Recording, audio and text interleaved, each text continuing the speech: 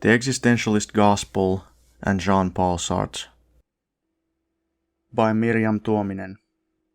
At the beginnings of the 1900s, a group of philosophers appeared in Russia, calling themselves Marxist, but attacking dialectical materialism as metaphysics.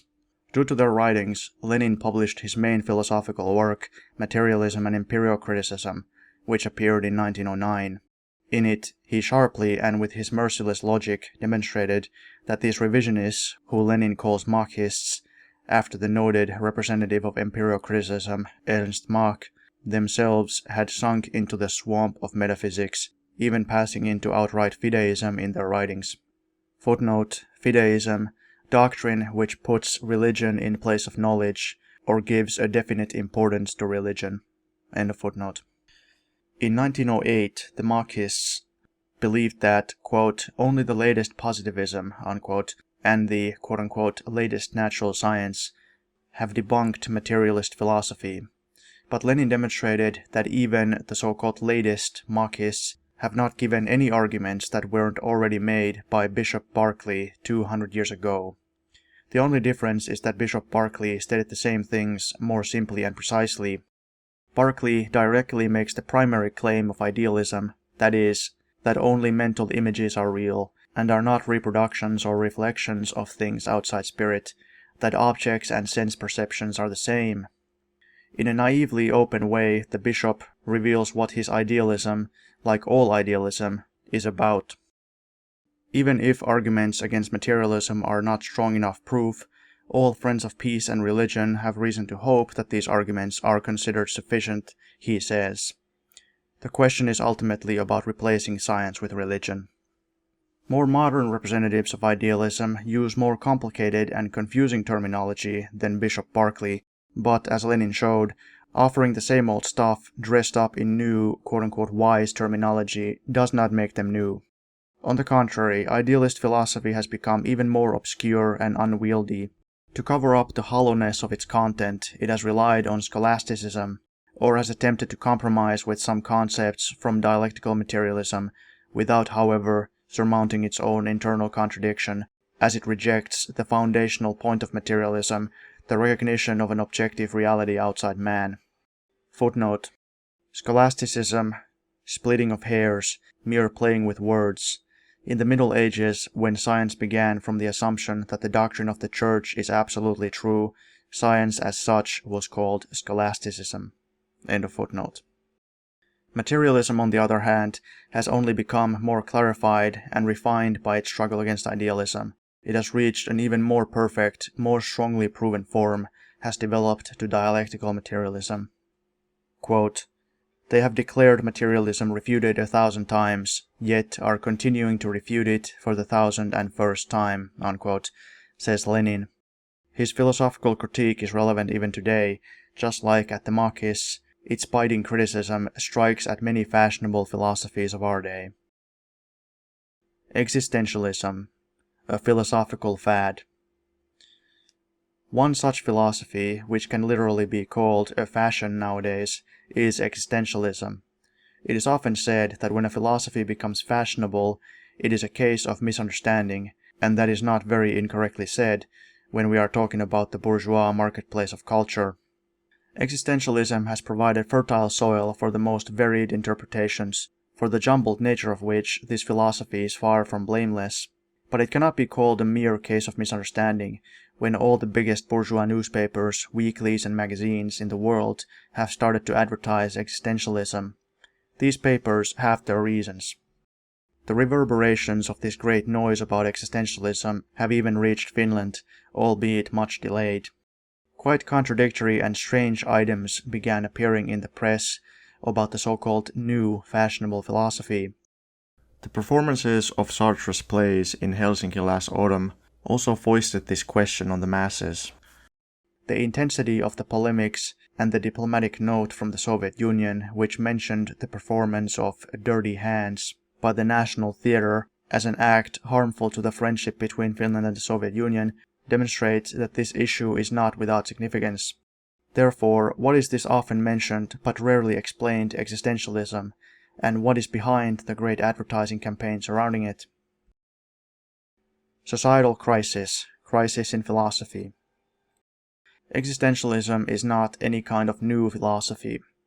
Footnote. Already in his book Materialism and Empiricism, Lenin mentions the basic concept of existentialism, the existential, in the following illustrative connection. In talking about philosophical gibberish, the aim of which is to obscure matters and to cover up the confusion of the reasoning, Lenin says, quote, "And of this a word or two will suffice, is the special terminology of Avenarius, who coined a plenitude of diverse, so-called nodals, so-called securals, so-called fidentials, etc., etc. Our Russian Machians, for the most part, shamefacedly avoid this professorial rigmarole, and only now and again bombard the reader in order to stun him with a so-called existential and such like." Unquote. End of footnote. Sartre is often completely falsely presented as its founder. The personal role of Sartre in existentialism is rather small, although this philosophy has spread, or rather has been spread, among the wider public more than ever before in the propagandistic form given to it by him. This is partially due to his reputation as an author and in particular that as a dramatist he has had access to the theater stage as his platform. But the most important reason is that Sartre's philosophy is organically linked to ideological struggle, which is being waged in all corners of the earth and whose effects appear in all areas of life. Existentialism very clearly reflects the crisis which the philosophical outlook of the bourgeois world is going through. Old rationalism, the notion of an impersonal, universal and absolute reason, could not explain the question of the human being, the individual, practical action and development, any more than newer idealist trends, which set spirit as the foundation of everything and God as the solution to all their unsolved questions. During bourgeois society, the question of the individual has become even more significant in philosophy. It has brought psychology to the fore much more than in the past. But as the foundation is idealist, we end up in a new extreme. Attention is one-sidedly focused on the subjective psychological side, subverting the outside world, objective reality. The problems to which the basic claim of the aforementioned Bishop Berkeley, that man knows only what he senses, lead to, become glaringly obvious. Subjectivism steps to the forefront. The relation of the individual to the outside world, to practical activity, scientific progress, historical and social development, becomes even more confused. Subjectivism develops to its most extreme form, solipsism, which recognizes only the existence of the conscious I. According to the subjective viewpoint, philosophers pick some moment, such as individuality, in parentheses Kierkegaard, instinct, in parentheses Schopenhauer, Nietzsche, emotionality, in parentheses Heidegger, Brunswick, and without caring at all about its problems and one-sidedness, they construct their artificial philosophical system on it. Scientific understanding of totality is splintered more and more into separate, disparate parts. Rationalism shifts to its opposite, irrationalism, and the totality is replaced as much as possible by mysticism, or salvation is sought from agnosticism. This is how the development of bourgeois society, its rise and decay, is reflected in philosophy. Footnote. Agnosticism, doctrine of ignorance, the viewpoint that it is impossible for man to gain knowledge about the world. End of footnote. Only dialectical materialism has been able to provide a solution to this crisis. It has rebuilt a consistent whole out of the shattered world outlook, has established a firm foundation from which human knowledge can continue its advance forward to new achievements and victories. But dialectical materialism is not compatible with the ideology of capitalist society. A compromise solution was attempted by the Russian Marxists, Lunacharsky and others, smuggling in idealism under the name of Marxism, replacing science with fideism. Existentialism is seeking a similar solution based on purely bourgeois philosophy. Existentialism. The name existentialism is derived from the word existence. Existentialism is a philosophy about the existing human being, a human being in the world. Its starting point is due to the blind alley that subjective idealism had led, because being lost in the labyrinths of its subjectivity, it had become ever harder to explain the relation of man to the outside world. But existentialism cannot proceed any further in this question. Its starting point, existence, loses all concrete significance because existentialism separates the thing and its existence from each other. A process typical for idealist philosophy takes place. The question of existence is taken as the sole basis of philosophy. Everything else is eliminated, even the content of existence itself. This scholastic method is combined with subjectivism. The existing human being, an individual, poses the question of his own existence. After all, it was the well-known preacher of individualism, Kierkegaard, who is really the founding father of existentialism. Kierkegaard, who explained that the secret of the entire world is in the human heart, within the individual himself, his et nun, Latin for here and now, not outside him. Another philosopher of ruthless individualism, Nietzsche, saw the existential truth in the biological instinctive being of the individual, which unites in a mystical way with eternal nature. Phenomenologist Husserl, who makes the ingenious invention that, quote, all consciousness is consciousness about something, unquote, tries in the most scholastic ways to separate this something, the object of cognition, from consciousness and thus to eliminate the whole outside world, to reach a purely otherworldly I, which for him is the truly real.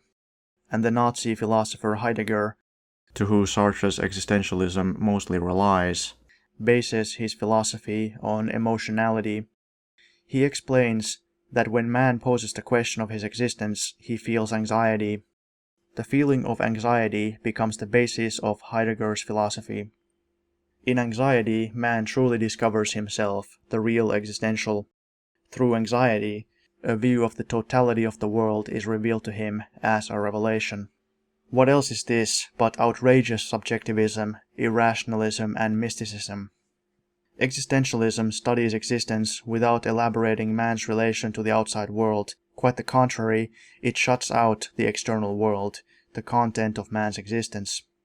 Thus, existentialism becomes part of the great irrationalist uprising, which is typical for the current period of turmoil in philosophy. The subjectivism of existentialism makes scientific inquiry impossible. For its irrationality, science, history, reason are purposeless. Obscurantism and scholasticism. Idealism leads to fideism, fideism to obscurantism, to the denial of science and scientific thought. Existentialists look for the secret of existence, but they believe it will be revealed to the individual in a single thought, in a single moment as a revelation. Here lies the mystical content of their philosophy. Since this revelation will be revealed only to the individual, the existentialists focus their attention first of all to the individual's immediate experiences, seeking there the answer to fundamental questions. Since in their philosophy they give the immediate experiences of the individual a general metaphysical significance, they lead thought to a primitive level. To what reaction the existentialist method in scientific thought leads is demonstrated by one of the latest representatives of this trend, Benjamin Fontaine, who has pursued the founding theses of existentialism to their logical conclusion. He states that with knowledge, happiness disappears from human society. He admires primitive indigenous tribes who dance in front of their god statues with their faces painted, undeveloped societies which have solved the most important problems of their existence, as Fontaine says. Quote, if humanity were to despise intelligence and would deliberately grasp onto errors and absurdity, there would be no malaise of crisis or chaos of any kind. Unquote. Fontaine, Conscience malheureuse, page 57. There we see blatantly stated the decay in bourgeois philosophy represented by existentialism. It is obscurantism, reaction in thought, despising of science, which existentialist philosophers more or less covertly express, mysticism, of which idealist philosopher Bergson spoke of. Quote, intelligence must be negated, unquote. Quote, we must turn our back on it, unquote. Or, Sartre writing that, quote, science makes the world inhuman, unquote. So according to these philosophers, the cause of the current crisis is not the outmoded, decayed social system, but science, science which can provide an explanation and a way out of this crisis. typical philosophy of the period of reaction. But existentialism wouldn't be bourgeois philosophy if it didn't attach to the primitiveness in method of thought, to the description of immediate mental experiences, the most complicated and abstract jargon. The most meaningless events, the pettiest details, are generalized into great truths of life. The contradiction between the meaninglessness of the given concrete event and the abstractness of the learned jargon developed to its utmost sometimes reaches forms that make one smile. One of Heidegger's students says that once the philosopher stopped for 20 minutes at the window of the lecture room, pondering profoundly, "What am I doing when I turn this handle? Does a dog who wants a bone do the same? What is the difference between a man before a window and a dog who wants a bone?" Sartre's philosophy is full of lengthy anecdotes about small personal experiences which mystically reflect great secrets of life. As an example of what infantilism he ends up in his philosophical works, in his rambling, long literary blabberings, we can mention the following excerpt from the work Being and Nothingness, where Sartre extensively discusses the concept of sliding. Sliding, according to Sartre, expresses the individual's mystical relation with matter, a quote-unquote historical relation, says Sartre. While cross-country skiing, if your skis sink a little into the snow, it immediately produces for you a disappointment, because you've ended up under the power of matter. You lose in that moment a quote-unquote deep philosophical synthesis. This is how Sartre ponders the serious problems of existence. Quote, "The ideal for sliding, then, is sliding which does not leave any trace. It is sliding on water with a rowboat or motorboat, or especially with water skis, which, though recently invented, represent from this point of view the ideal limit of aquatic sports. Sliding on snow is already less perfect. There is a trace behind me by which I am compromised, however light it may be. Hence the slight disappointment which always seizes us when we see behind us imprints which our skis have left on the snow. How much better it would be if the snow reformed itself as we passed over it." Unquote. Indeed, such a philosopher doesn't leave deep traces on the fields of history. Bourgeois philosophy is truly starting to resemble in its posing of questions the medieval scholastics who had fierce arguments and prepared profound proofs about such world-revolutionizing questions as how many dancing devils can fit on the head of a needle. The philosophy of existence, an undying philosophy. As paradoxical as it sounds, existentialism, which took as the foundation of its philosophy existence, became the philosophy of non-existence, emptiness, and death. Nevertheless, this is the logical outcome of the existentialist method. As the basis, they took the concept of abstract existence, removed from it all the content of existence, practical, historical, social. This way the existentialist, freed from all limitations, attempt to reach the so-called beyond, which is truly real. But all that is left is emptiness. That is where, according to existentialism, all beings return, and its philosophy becomes mere bleak pondering of death. In death one sees the final truth, quote, "the advance towards death," unquote, about which Heidegger speaks. The individualist worldview of existentialism sees in the death of the individual the death of everything. The society, the totality, which will live and continue, means nothing for it. Here lies the crux of the matter. The existentialist, a phenomena belonging to the decadence period of bourgeois society, is a desperate intellectual who finds no bonds to life, since he has sunken to fruitless theorizing, speculative introspection, despising the real world, the social community, everyday work, practical activity. In Sartre's Nausea, the aim of Antoine is to sever himself from what is evidently clear and believable, as Sartre says. And the result is nausea, loathing and hatred towards life, people, and existence.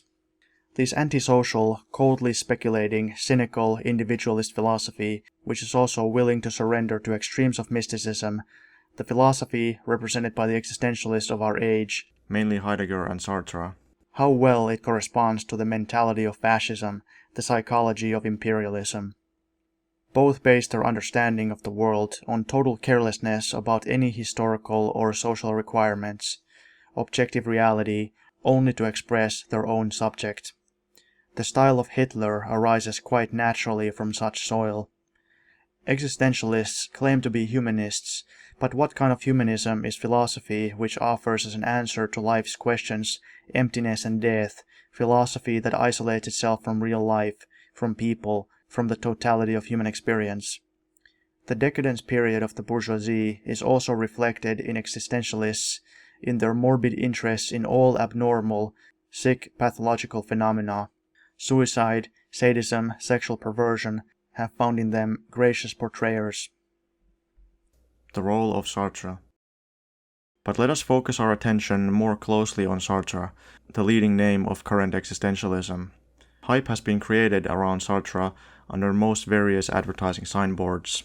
Sartre has been called a materialist, a philosopher of action, an atheist, even a Marxist, though Marxists have quite definitely declined accepting him among themselves. On the other hand, he has earned a most warm reception among those circles who see him, and not incorrectly, as an idealist, and seek in his philosophy points of contact with Christianity. Sartre's admirers in bourgeois circles cannot find sufficiently grand epithets for him. The Alps, the Niagara, the river which waters the wastelands of French philosophy. What is this new marvelous philosophical being? Where have such contradictory statements originated? Sartre has given his readers his own definition of existentialism. It is briefly the following. Quote, each object has its essence, that is, stable composition of attributes and existence.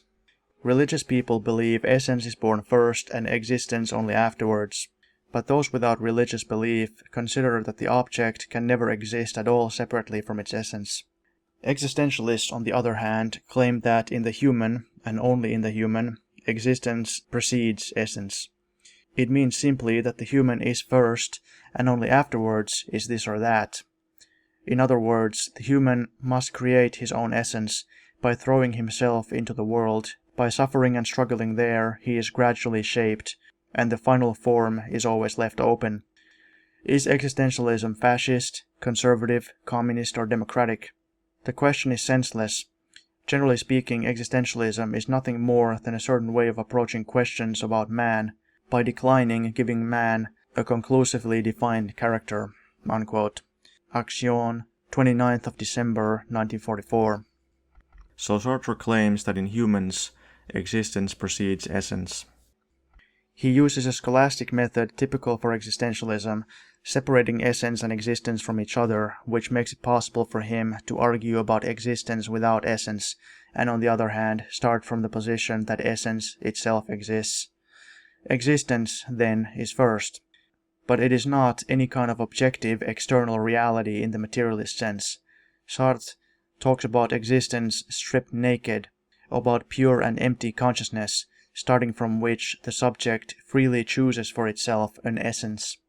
This is blatant idealist mysticism. It completely bypasses the concrete prerequisites for existence. Quote, "The world didn't create me, I didn't create the world.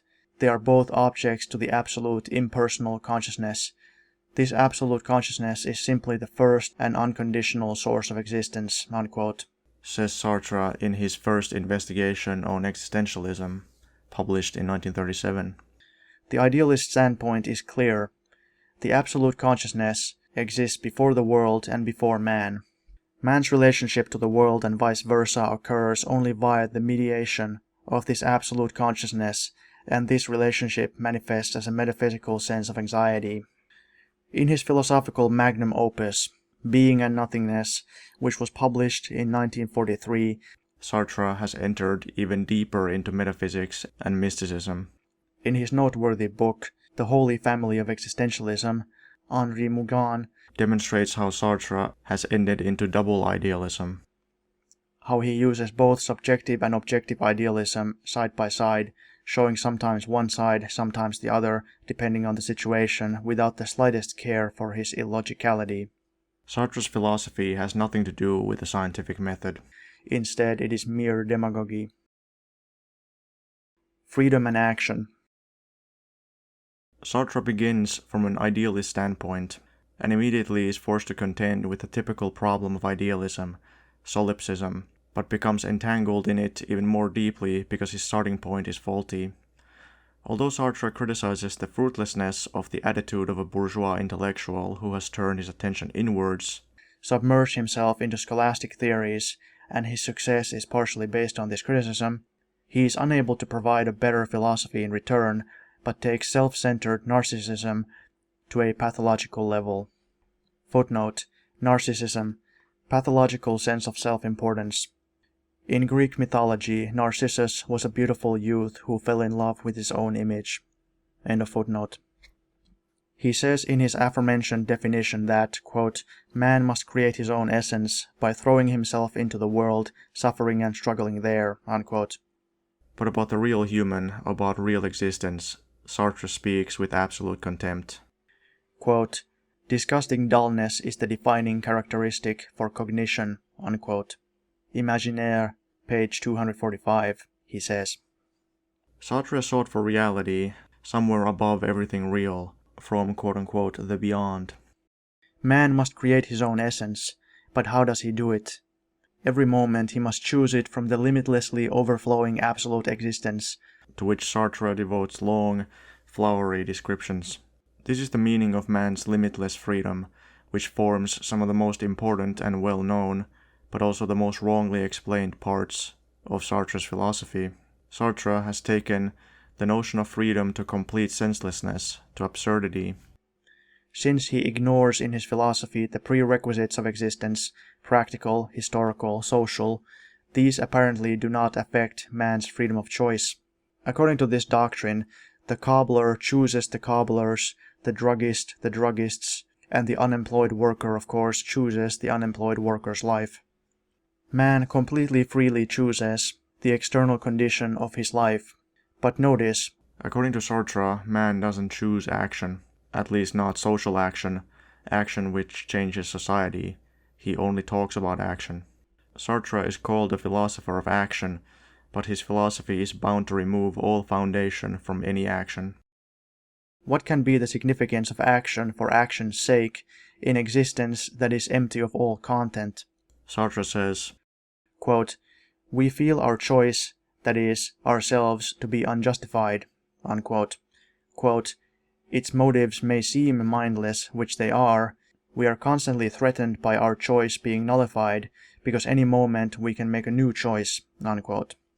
This illustrates the kind of internal uncertainty and contradictoriness characteristic of existentialism. Sartre ends up in morally anarchistic conclusions.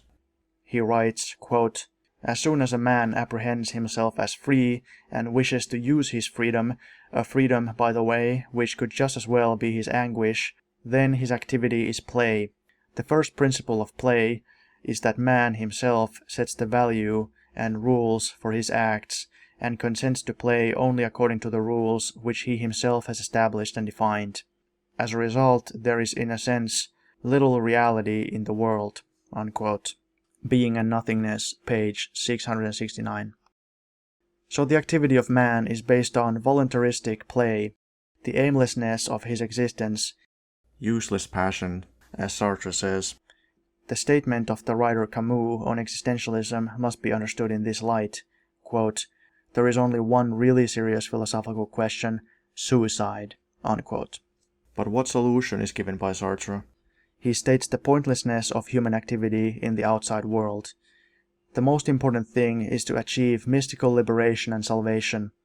After realizing this, man sees two options, says Sartre. He seeks intoxication alone, or leads nations. And between these two options, Sartre's choice is clear. Quote, if one of these activities takes precedence over the other, this will not be because of its real goal, but because of the degree of consciousness which it possesses of its ideal goal. And in this case it will be the quietism of the solitary drunkard, which will take precedence over the vain agitation of the leader of nations, unquote. Being and Nothingness. This is how far Sartre leads the patient reader into the secrets of existentialism.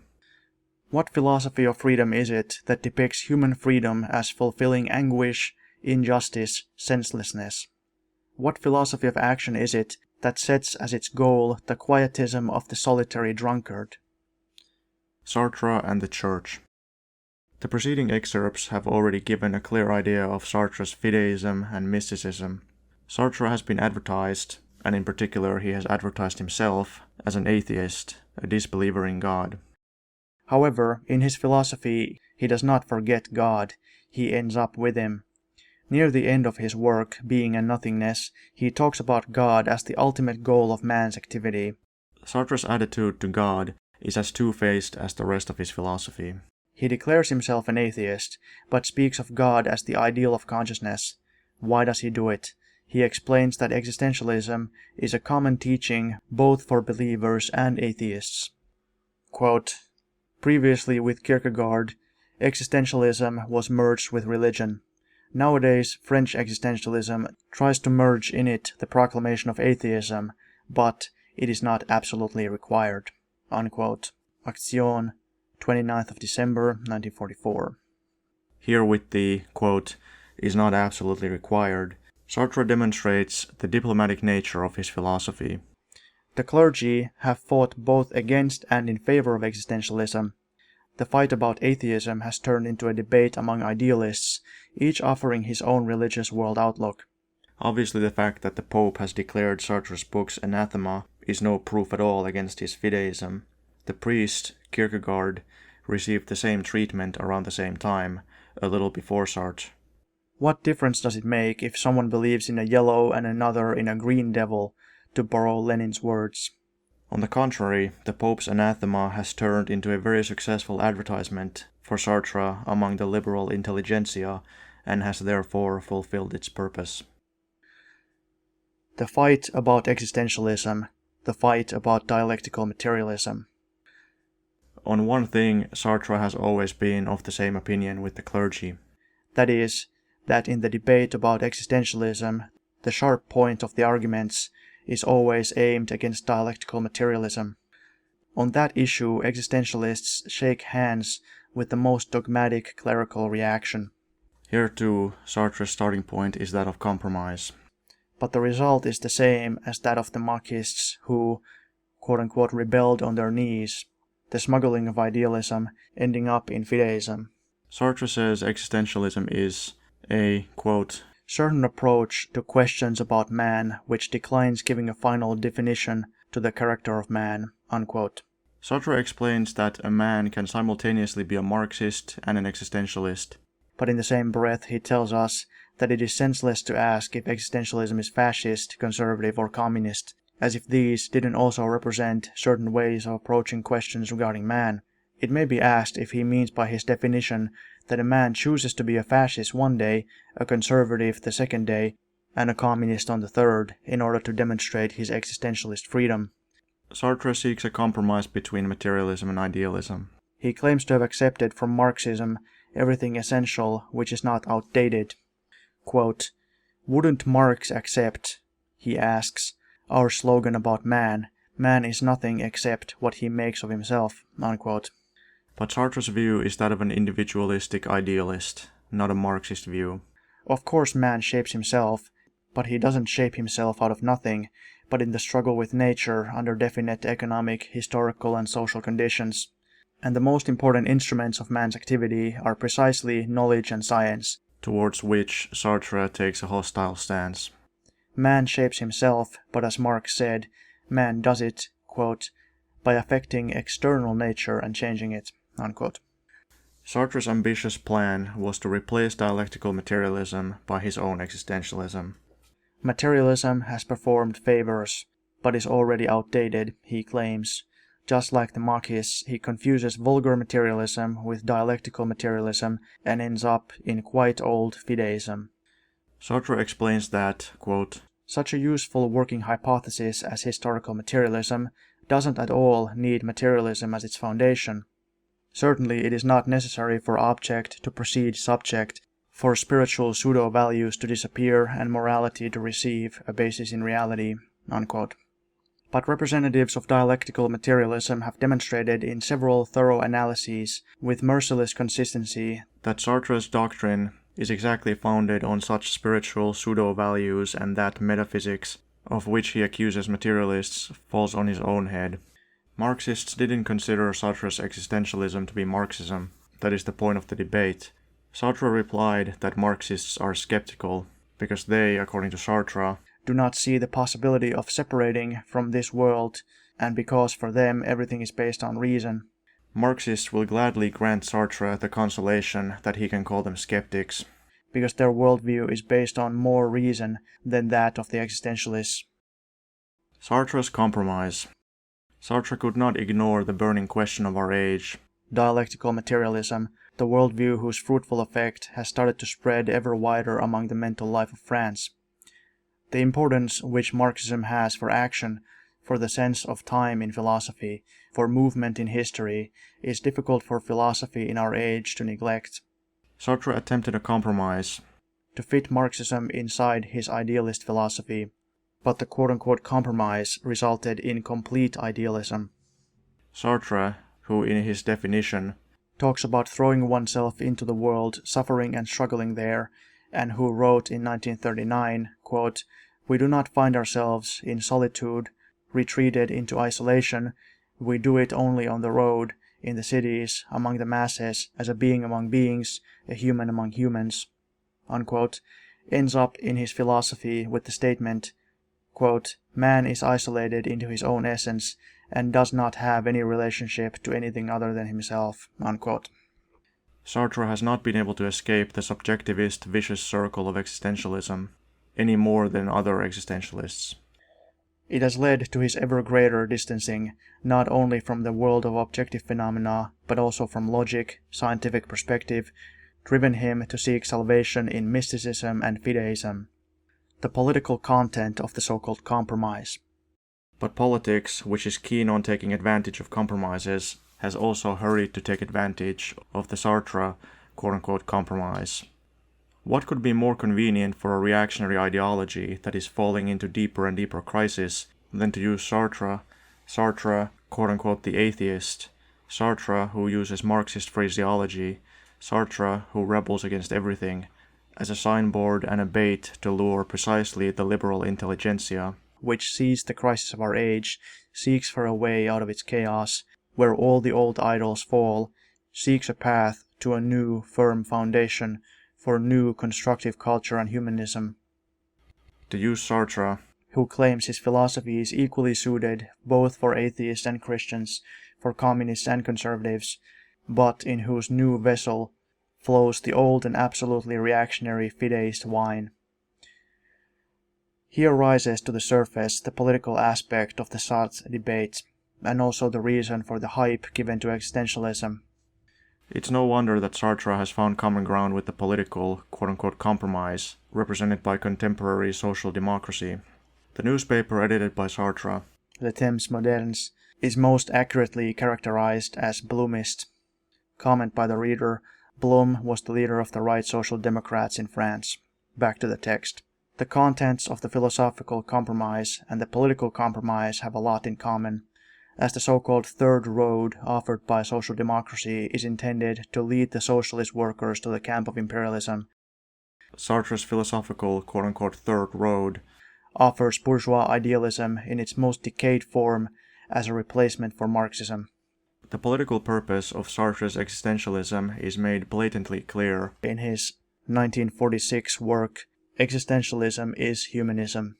In it, Sartre reveals what is the quote-unquote humanism whose name he demands for his existentialism.